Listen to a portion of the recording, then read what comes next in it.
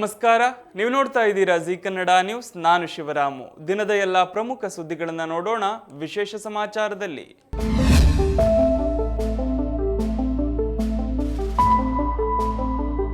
ಬಹುಶಃ ಶಿಕ್ಷಣ ಸಚಿವರಿಗೆ ರಾಜೀನಾಮೆ ಪತ್ರ ಬರೆಯೋದೇ ಗೊತ್ತಿಲ್ಲ. ಆರ್ಎಸ್ಎಸ್ ಅವರಿಗೆ ರಾಜೀನಾಮೆ ಪತ್ರ ಬರೆಯೋದನ್ನ ಕಲಿಸಿಲ್ಲ ಅಂತ ಟಿಎಂಸಿ ಸಂಸದೆ ಮಹುವಾ ಮೊಯಿತ್ರಾ ಹೇಳಿದ್ದಾರೆ. ಈ ಸಂಬಂಧ ತಮ್ಮ ಎಕ್ಸ್ ಖಾತೆಯಲ್ಲಿ ಬರೆದುಕೊಂಡಿರುವ ಅವರು, ಆರ್ಎಸ್ಎಸ್ ನಿಮಗೆ ಕ್ಷಮಾದಾನ ಅರ್ಜಿಗಳನ್ನು ಬರೆಯುವುದನ್ನಷ್ಟೇ ಕಲಿಸುತ್ತದೆ ಎಂದು ವ್ಯಂಗ್ಯವಾಡಿದ್ದಾರೆ. ನೀಟ್ ಪತ್ರಿಕೆ ಸೋರಿಕೆಗೆ ಸಂಬಂಧಿಸಿದಂತೆ ಸಚಿವ ಧರ್ಮೇಂದ್ರ ಪ್ರಧಾನ್ ರಾಜೀನಾಮೆಗೆ ಒತ್ತಾಯಿಸಿ ಕಾಕ್ರೋಚ್ ಜನತಾ ಪಕ್ಷವು ಆಯೋಜಿಸಿರುವ ಪ್ರತಿಭಟನೆಗಳ ನಡುವೆ ಈ ಹೇಳಿಕೆ ಬಂದಿದೆ.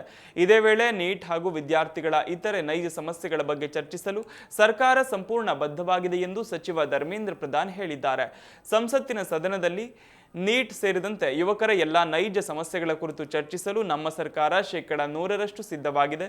ಭಾರತದ ವಿದ್ಯಾರ್ಥಿಗಳನ್ನು ರಾಜಕೀಯ ಅಭಿಯಾನದ ವಸ್ತುವಾಗಿ ಬಳಸಬಾರದು ಎಂದು ಹೇಳಿದ್ದಾರೆ. ನೀಟ್ ಹಗರಣದ ವಿರುದ್ಧ ಆಕ್ರೋಶಗೊಂಡಿರುವ ವಿದ್ಯಾರ್ಥಿಗಳ ಹೋರಾಟ ತಾರಕಕ್ಕೇರಿದೆ. ನ್ಯಾಯ ಕೇಳಿಕೊಂಡು ಬಂದ ವಿದ್ಯಾರ್ಥಿಗಳ ಮೇಲೆ ಕೇಂದ್ರ ಸರ್ಕಾರ ನಡೆಸಿದ ದೌರ್ಜನ್ಯದ ವಿರುದ್ಧ ಇಡೀ ದೇಶವೇ ಆಕ್ರೋಶಗೊಳ್ಳುತ್ತಿದೆ. ಘಟನೆ ನಡೆದ ಸ್ಥಳಕ್ಕೆ ರಾಜ್ಯದ ಮಾಜಿ ಸಚಿವ ಸಂತೋಷ್ ಲಾಡ್ ತೆರಳಿ ಪರಿಸ್ಥಿತಿ ಅವಲೋಕಿಸಿದ್ದಾರೆ. ವಿದ್ಯಾರ್ಥಿಗಳ ಮೇಲೆ ಪೊಲೀಸರು ಹಲ್ಲೆ ನಡೆಸಿದ ಸ್ಥಳಗಳಿಗೆ ತೆರಳಿದ ಸಂತೋಷ್ ಲಾಡ್ ಹಲವು ವಿದ್ಯಾರ್ಥಿಗಳೊಂದಿಗೆ ಮಾತನಾಡಿ ಅವರ ಸಮಸ್ಯೆಗಳನ್ನು ಅವಲೋಕಿಸಿದ್ರು. ಅಲ್ಲದೆ ಅವರ ಹೋರಾಟಕ್ಕೆ ಬೆಂಬಲ ವ್ಯಕ್ತಪಡಿಸಿ ಅವರ ಭಾವನೆಗಳೊಂದಿಗೆ ಜೊತೆಯಾದರು.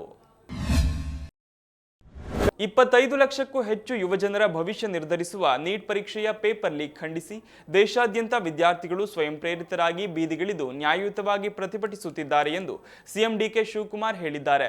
ದೆಹಲಿಯಲ್ಲಿ ಮಾತನಾಡಿ, ಪ್ರತಿಯೊಬ್ಬ ಪೋಷಕರು ತಮ್ಮ ಮಕ್ಕಳು ಉತ್ತಮ ಬದುಕು ಕಟ್ಟಿಕೊಳ್ಳಲಿ ಎಂಬ ಆಸೆಯಿಂದ ಸಾಲಶೋಲ ಮಾಡಿ ಓದಿಸಿರುತ್ತಾರೆ.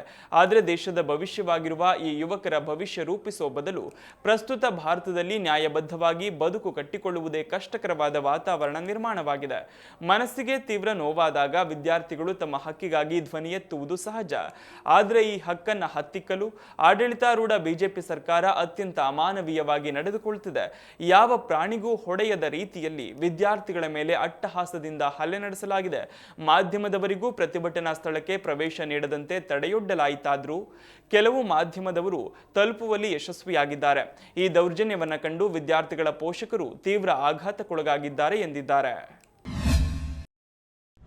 ತುಮಕೂರು ಜಿಲ್ಲೆಯ ಕುಣಿಗಲ್ ತಾಲೂಕಿನ ಪಾವಸಂದ್ರ ಗ್ರಾಮದಲ್ಲಿ ನಡೆಯುತ್ತಿದ್ದ ಜೀತ ಪದ್ಧತಿ ಹಾಗೂ ಅಕ್ರಮ ಕಲ್ಲು ಗಣಿಗಾರಿಕೆಯ ಜಾಲವನ್ನು ಅಧಿಕಾರಿಗಳು ಭೇದಿಸಿದ್ದಾರೆ. ಯಾವುದೇ ಅಧಿಕೃತ ಪರವಾನಗಿ ಅಥವಾ ಸರ್ಕಾರದ ಅನುಮತಿ ಪಡೆಯದೆ ಹೊರರಾಜ್ಯದಿಂದ ಸುಮಾರು 12 ಕುಟುಂಬಗಳನ್ನು ಕರೆತಂದು ಬೆದರಿಸಿ ಸಣ್ಣ ಸಣ್ಣ ಗುಡಿಸಲುಗಳಲ್ಲಿ ಕೂಡಿ ಹಾಕಿ ಯಾವುದೇ ಮೂಲ ಸೌಕರ್ಯಗಳನ್ನು ನೀಡದೆ ಅಕ್ರಮವಾಗಿ ಗಣಿಗಾರಿಕೆ ನಡೆಸಲಾಗ್ತಿತ್ತು.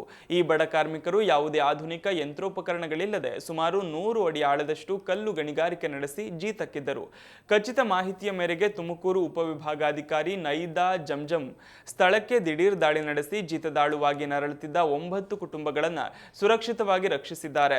ಈ ಅಕ್ರಮ ಗಣಿಗಾರಿಕೆಯನ್ನ ಶಶಿ, ರಘು ಮತ್ತು ಚನ್ನೇಗೌಡ ಎಂಬುವವರು ನಡೆಸುತ್ತಿದ್ದರು ಎನ್ನಲಾಗಿದ್ದು, ದಾಳಿಯ ಸುಳಿವು ಸಿಕ್ತಿದ್ದಂತೆ ಮೂವರು ತಲೆಮರೆಸಿಕೊಂಡಿದ್ದಾರೆ. ಹುಲಿಯೂರು ದುರ್ಗ ಪೊಲೀಸ್ ಠಾಣಾ ವ್ಯಾಪ್ತಿಯಲ್ಲೇ ಹಲವು ವರ್ಷಗಳಿಂದ ಈ ಜೀತ ಪದ್ಧತಿ ಹಾಗೂ ಅಕ್ರಮ ಗಣಿಗಾರಿಕೆ ನಡೆಯುತ್ತಿದ್ದರೂ ಪೊಲೀಸರು ಕಣ್ಣು ಮುಚ್ಚಿ ಕುಳಿತಿದ್ರಾ ಎನ್ನುವಂತಹ ಪ್ರಶ್ನೆ ಸಾರ್ವಜನಿಕರಲ್ಲಿ ತೀವ್ರ ಆಕ್ರೋಶಕ್ಕೆ ಕಾರಣವಾಗಿದೆ. ಜಮ್ಮು ಕಾಶ್ಮೀರದಲ್ಲಿ ಧಾರಾಕಾರ ಮಳೆಯಿಂದಾಗಿ ಪ್ರವಾಹ ಪರಿಸ್ಥಿತಿ ನಿರ್ಮಾಣವಾಗಿದೆ. ಪರಿಣಾಮ ಈವರೆಗೆ 23 ಜನ ಸಾವನ್ನಪ್ಪಿದ್ದಾರೆ. ಹಲವೆಡೆ ಪ್ರವಾಹದಲ್ಲಿ ವಾಹನಗಳು ಕೊಚ್ಚಿ ಹೋಗಿವೆ.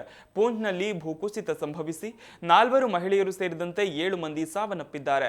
ಜಮ್ಮು ಕಿಶ್ತ್ವಾರ್ ರಾಷ್ಟ್ರೀಯ ಹೆದ್ದಾರಿಯಲ್ಲಿ ರಗ್ಗಿ ನಲ್ಲಾ ಬಳಿಯ ಗುಡ್ಡ ಕುಸಿತಗೊಂಡಿದ್ದು ಅನೇಕ ವಾಹನಗಳು ಸಿಲುಕಿವೆ. ಬಸ್ಸಿನ ಮೇಲೆ ಬೃಹತ್ ಬಂಡೆ ಬಿದ್ದ ಪರಿಣಾಮ 2 ಸಾವನ್ನಪ್ಪಿದ್ದು ಹಲವರು ಗಾಯಗೊಂಡಿದ್ದಾರೆ. ಇನ್ನು ದಕ್ಷಿಣ ಸಿಕ್ಕಿಂನ ಸಮರ್ದುಂಗ್ ಬಳಿ ಇರುವ ಜಲವಿದ್ಯುತ್ ಯೋಜನೆಯ ಸುರಂಗ ಮಾರ್ಗದಲ್ಲಿ ಭೀಕರ ಭೂಕುಸಿತ ಸಂಭವಿಸಿದೆ. ಈ ವೇಳೆ ಸುರಂಗದೊಳಗೆ ವಿಷಕಾರಿ ಅನಿಲ ಸೋರಿಕೆಯಾಗಿದ್ದು ಕನಿಷ್ಠ 10 ಮಂದಿ ಕಾರ್ಮಿಕರು ಪ್ರಾಣ ಕಳೆದುಕೊಂಡಿದ್ದಾರೆ. 17 ಮಂದಿ ಇದರಲ್ಲಿ ಸಿಲುಕಿಕೊಂಡಿದ್ದಾರೆ. ಇನ್ನು ದುರಂತದ ಬಗ್ಗೆ ಸಿಕ್ಕಿಂ ಮುಖ್ಯಮಂತ್ರಿ ಪ್ರೇಮ್ ಸಿಂಗ್ಗೆ ಕರೆ ಮಾಡಿ ಪ್ರಧಾನಿ ಮೋದಿ ಮಾಹಿತಿ ಪಡೆದುಕೊಂಡಿದ್ದಾರೆ.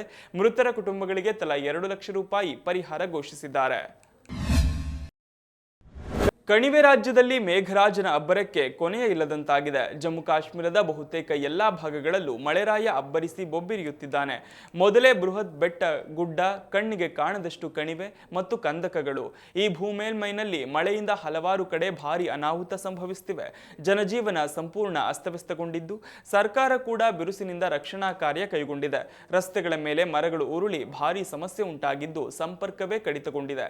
ಹಲವು ಕಡೆ ವಸತಿ ಪ್ರದೇಶಗಳಲ್ಲಿ ಪ್ರವಾಹದ ಪರಿಸ್ಥಿತಿ ನಿರ್ಮಾಣವಾಗಿದೆ. ಇನ್ನು ಲಡಾಖ್ ಭಾಗದಲ್ಲಿ ಭಾರಿ ಹಿಮಪಾತ ಉಂಟಾಗ್ತಿದೆ. ತೀವ್ರ ಹಿಮಮಳೆಯಿಂದ ರಸ್ತೆಯಲ್ಲಿ ವಾಹನಗಳ ಸಂಚಾರಕ್ಕೆ ಸಮಸ್ಯೆ ಉಂಟಾಗಿದೆ. ಇನ್ನು ಜಮ್ಮು ಕಾಶ್ಮೀರದಲ್ಲಿ ಮಳೆಯೋ ಮಳೆ, ಆಕಾಶಕ್ಕೆ ತೂತು ಬಿದ್ದಂತೆ ಸುರಿತಾ ಇರೋ ವರ್ಷಧಾರೆ. ಹೀಗಾಗಿ ಕಣಿವೆ ನಾಡಿನಲ್ಲಿ ಜಲಧಾರೆ ಮಿತಿ ಮೀರಿದೆ. ಅದರಲ್ಲೂ ಜಮ್ಮು ಕಾಶ್ಮೀರದ ಪ್ರಮುಖ ಅಣೆಕಟ್ಟಾದ ಸಲಾಲ್ ಜಲಾಶಯ ತುಂಬಿ ತುಳುಕುತ್ತಿದೆ. ಭರ್ತಿಯಾದ ಕಾರಣ ಅಣೆಕಟ್ಟಿನಿಂದ ಚೆನಾಬ್ ನದಿಗೆ ನೀರನ್ನು ಬಿಡಲಾಗಿದೆ. ನೀರು ಬಿಟ್ಟ ದೃಶ್ಯ ನೋಡುಗರನ್ನ ರೋಮಾಂಚನಗೊಳಿಸುತ್ತಿದೆ. ಜಲಾಶಯದ ಎಲ್ಲಾ ಗೇಟುಗಳನ್ನು ತೆರೆದ ಕಾರಣ ಒಮ್ಮೆಲೆ ಧುಮ್ಮಿಕ್ಕುತ್ತಿರುವ ಜೀವಜಲದ ಶಬ್ದ, ಹಾಗೆಯೇ ತಂಗಾಳಿ, ಚೆನಾಬ್ ನದಿಯ ಹರಿವಿನ ರಭಸ ಪ್ರವಾಸಿಗರನ್ನ ಆಹ್ಲಾದಕರಗೊಳಿಸುತ್ತಿದೆ.